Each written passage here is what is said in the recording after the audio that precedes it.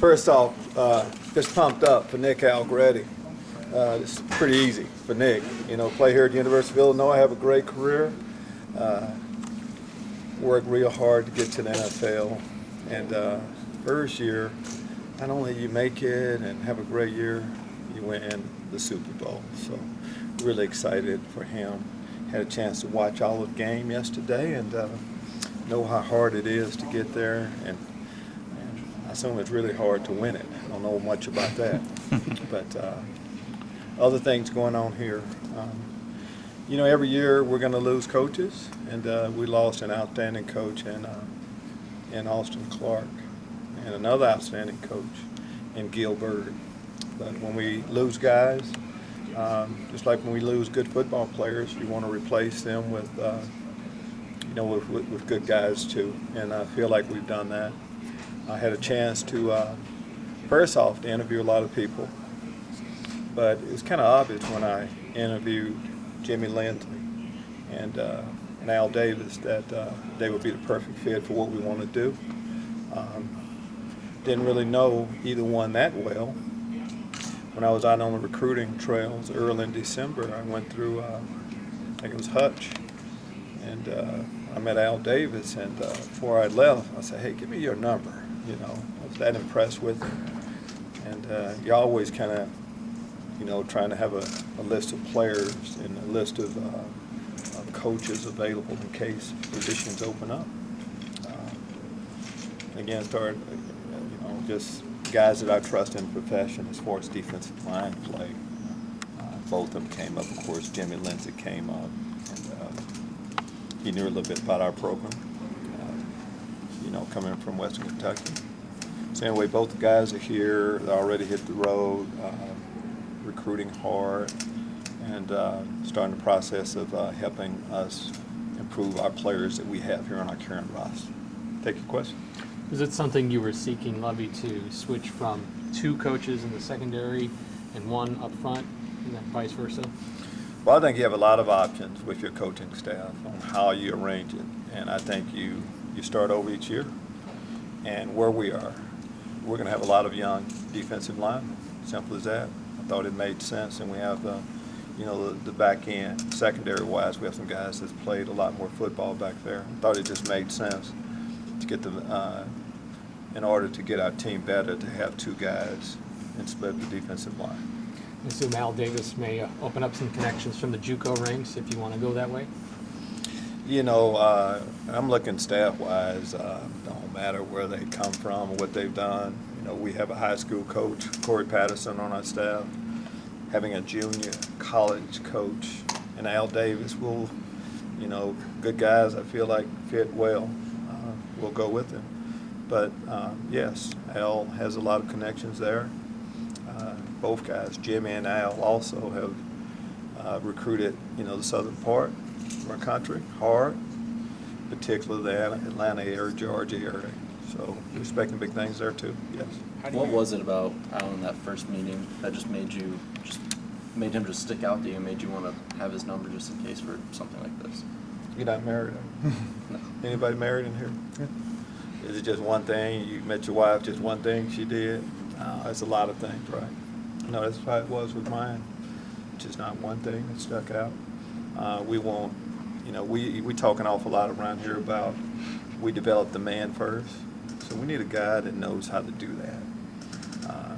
Recruiting is a part of it. But we want good teachers, firm, stern teachers that know how to coach football. We're getting ready to win a lot of, got started this year, but that process continues of winning football games. So it was all of that.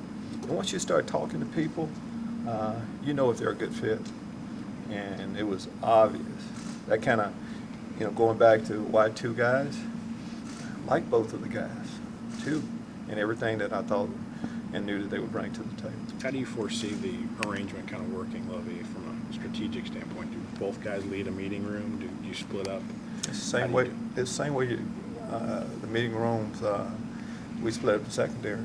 Yeah, we had a corners coach and a safeties coach.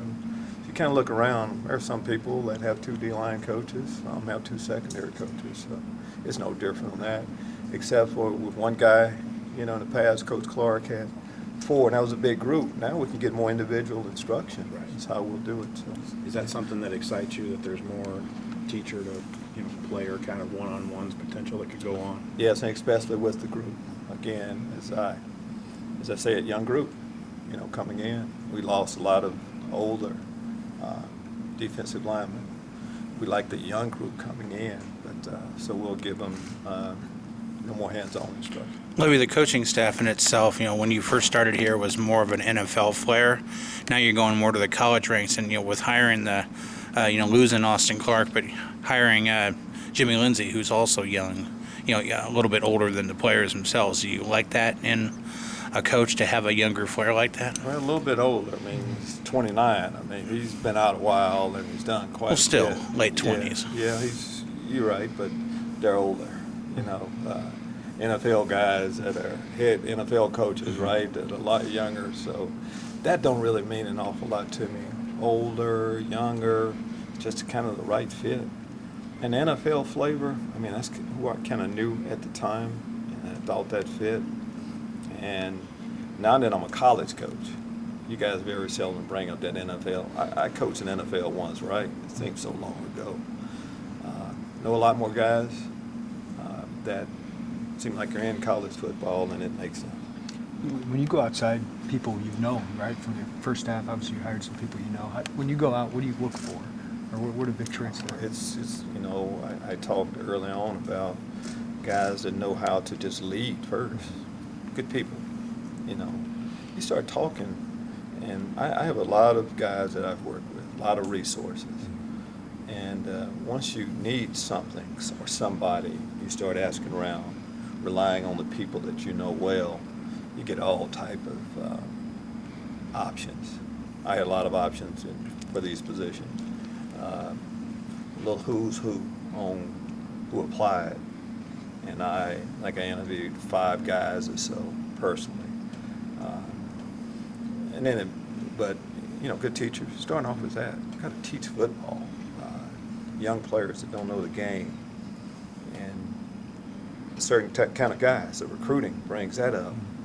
So it's kind of established what you're looking for a little bit, and you start asking around, especially some positions. There's a little clique of guys, and if you can get in, you can get some good information on exactly what you should do. Is it fair to say Georgia, with their ties, is becoming a priority for you guys, and if so, why Safe that? to say. It makes sense. You look at it, direct flight from Atlanta to Bloomington, easy. But we're gonna, as far as an area, we're gonna go south an awful lot. First, start in our state, go south from there. But Atlanta has been an area before that we wanted to go in, but they're just not. I just don't think a guy is just good at recruiting one area. I think he's a good recruiter. He's a good recruiter. He can relate to people. Can relate to people. It's kind of as simple as that. We're going to continue to go in our areas. Texas still will be a big part of what we've done. Florida has really paid dividends for us. I mentioned our state, St. Louis. So we're going to continue to, of course, hit most of the same area. Coach, I know stability is important on staff, but is there something good to be said about maybe having a little fresh blood? It can't, not you want to do it all the time. Is that a good thing for just, different ideas, different thoughts? Well, that's good, but we lost 2 outstanding coaches. Right. So if I had worked with them for the next 10 years, I've been pretty happy. Okay. Our team would have been. But with opportunities, different things come up. I ask guys to make, once you sign, to make a year's commitment. Okay. From there, things are going to change in the year. Guys get promotion, and young coaches want to go to the NFL. Right. I don't know. We've lost Luke Buckus, Mike Fair, Austin Clark, Joey Bose. We're going to say a lot about the type of guys we are hiring. About 2 years ago, you guys were really hitting me about who's this freaking Austin Clark guy, young graduate assistant, all this stuff. Kind of knew who we had. Felt real good about him then. Feel real good about these 2 young men here. What does it say about where this program is at now that you've got 4 coaches leaving here to go coach the best guys in the? I think our program, we're trending in the right direction. Because there's a lot of excitement around here. We did some good. We took a big step this year. It was just a step. We see bright days ahead for our football program, and just not us. I think it's, if you go and you start talking to people, I think we're not the only one going to say that. It's new ground that we're on right now. We're starting to recruit here. Do you know how hard it was to recruit over there? When you come, in the past, when you guys used to come to University of Illinois over there, and we're telling them, hey, it's big time here. We're going to do this, we're going to win championship. It's hard to convince people of that.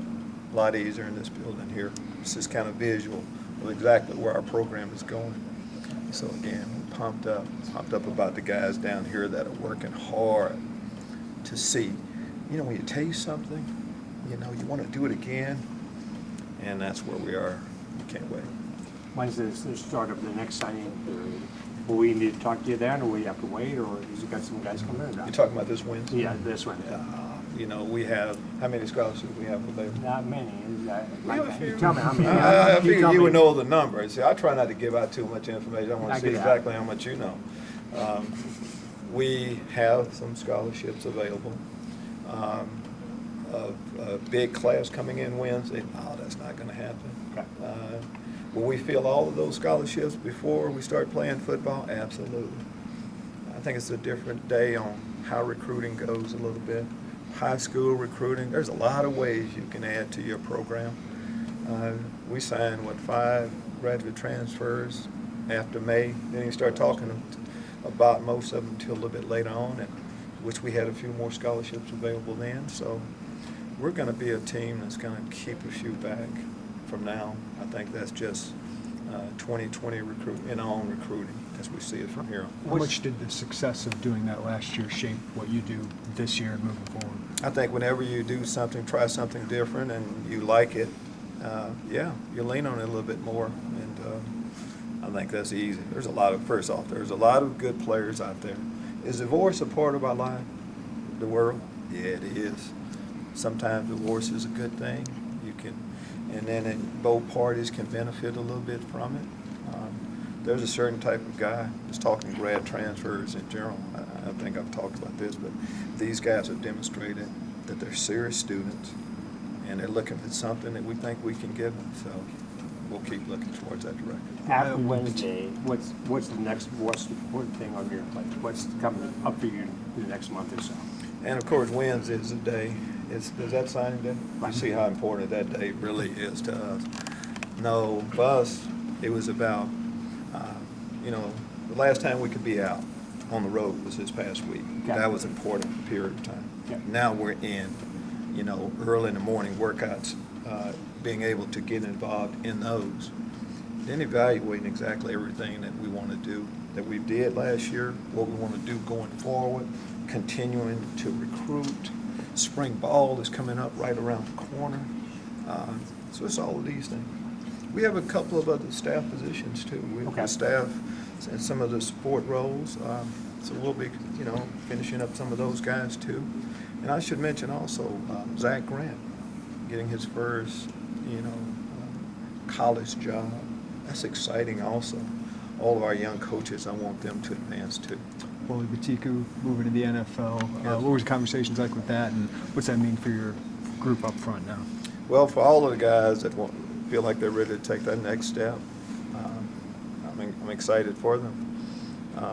All had a strong desire to take that next step. When you take it, if you're the guys had options on whether to stay, whether they go, but when I talk with them, this is something that they all wanted to do. So now it's about, in Wale's case, just getting healthy, preparing to for the most important interview you've had in your life. What's that mean for Isaiah Gay? Would you see him later on in the year where it seemed like he was starting to make an impact? How's he? Yep. That's what we saw. We saw Isaiah taking steps that we've been waiting for. He has talent. Now he's in that role. He's an upperclassman here. We're expecting big things from him. A lot of young players coming in. He needs to show them the way. And everything he's been doing lately has said that he has taken a major step in the right direction. What's it been like having Bobby back on campus and around the guys more? It's great having him here.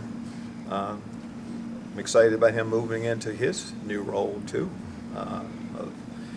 Bobby has been, criticizing every decision I've made for so long around here. So now I'm going to get him right in the building where he's going to feel like he's a part of it. Now, seriously, excited about getting Bobby back here, the classes, around his teammates, in the building.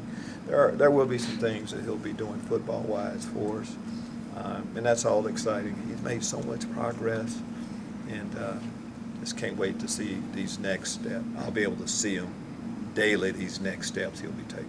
Well, I know you're hiring the best people, but what's it mean to you that you have the most African-American coaches on your staff? Is that the case? Yeah. Oh, for me, I hire the best coaches.